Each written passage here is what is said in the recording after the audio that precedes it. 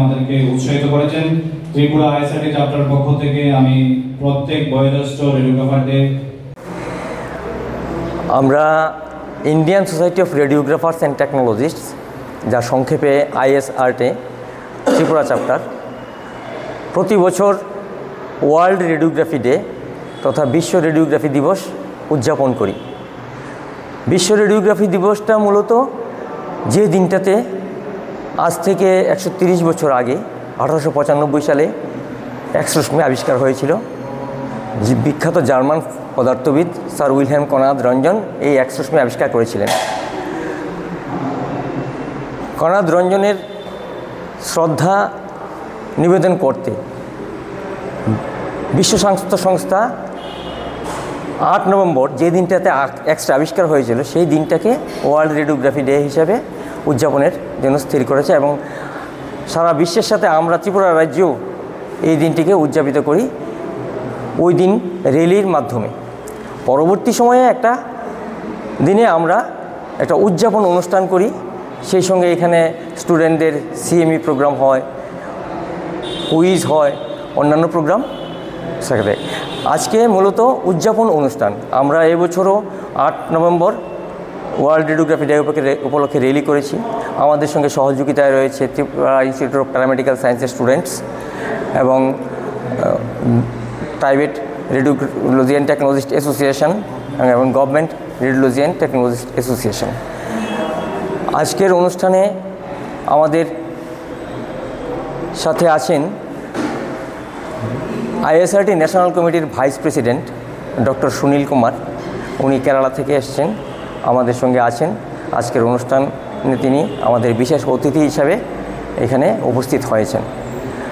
আমাদের উদ্দেশ্য যে রেডিওগ্রাফি প্রফেশনে যারা যুক্ত রেডিওগ্রাফার তথা বর্তমানে রেডিওলজি অ্যান্ড ইমেজিং টেকনোলজিস্ট, তাদের কাজের উৎকর্ষতা বৃদ্ধি কিভাবে করা যায়, তাদের কাজের গুণগত মান কিভাবে আরও উন্নত করা যায়, সেইভাবে সচেষ্ট হওয়া। রেডিওগ্রাফি অ্যান্ড টেকনোলজিস্ট, মেডিকেল টেকনোলজিস্টদের একটা গুরুত্বপূর্ণ ভূমিকা রয়েছে চিকিৎসা বিজ্ঞানে। যে কোনো রোগী প্রথম হাসপাতালে এলেই প্রথম রেডিওলজি ডিপার্টমেন্টের কাছেই শরণাপন্ন হয়। প্রথমেই একটা এক্সরে, চেস্ট এক্সরে বা হাত পা ভেঙে গেলে কোথাও রোগীর এক্সরে দরকার পড়ে। বিভিন্ন সময় অ্যাক্সিডেন্টের রোগী বা যারাই রোগী হিসেবে ডাক্তারের কাছে আসেন ইমার্জেন্সিতে। এছাড়া সোনোগ্রাফি, এটাও ইমার্জেন্সি, পেটের কোনো রোগ, জটিল রোগ ইত্যাদির ক্ষেত্রে সোনোগ্রাফি একটা গুরুত্বপূর্ণ ভূমিকা রয়েছে। এক্স-রশ্মির উন্নত রূপ হচ্ছে সিটি স্ক্যান। সিটি স্ক্যান মেশিনের মাধ্যমে বর্তমানে শরীরের অভ্যন্তরের ছবি আমরা তৈরি করতে পারছি এবং রিপোর্ট দিচ্ছি। আরও উন্নত প্রসেস হচ্ছে এমআরআই। আমরা যারা মেডিকেল রেডিওলজি অ্যান্ড টেকনোলজিস্ট, তারা এক্সরে, সিটি স্ক্যান, এমআরআই, প্যাট সিটি ইত্যাদি নিয়ে কাজ করছি।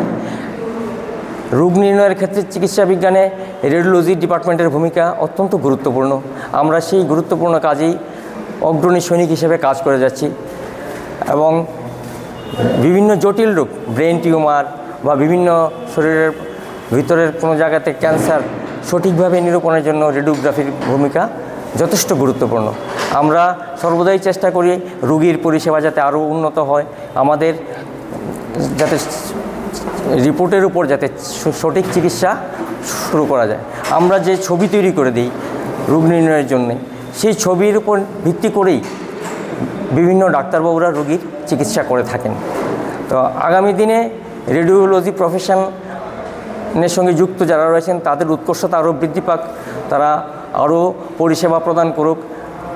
বিভিন্ন দূর দূরান্তে বা রিমোট অঞ্চলে যারা রয়েছেন, স্বাস্থ্য বিভাগের উদ্যোগে বিভিন্ন গ্রামাঞ্চলে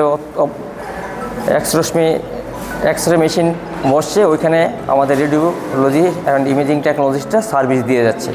আগামী দিনে এইভাবেই আরও পরিষেবা বৃদ্ধি হবে। আমরা চাইছি যেহেতু এই রেডিওলজি প্রফেশনে যারা যুক্ত এবং রেডিওলজির গুরুত্বপূর্ণ ভূমিকা রয়েছে, সেই জন্য সরকারের কাছে আমরা দাবি করছি যে আরও বেশি সংখ্যক রেডিওলজি অ্যান্ড ইমেজিং টেকনোলজিস্ট নিয়োগ করা হোক।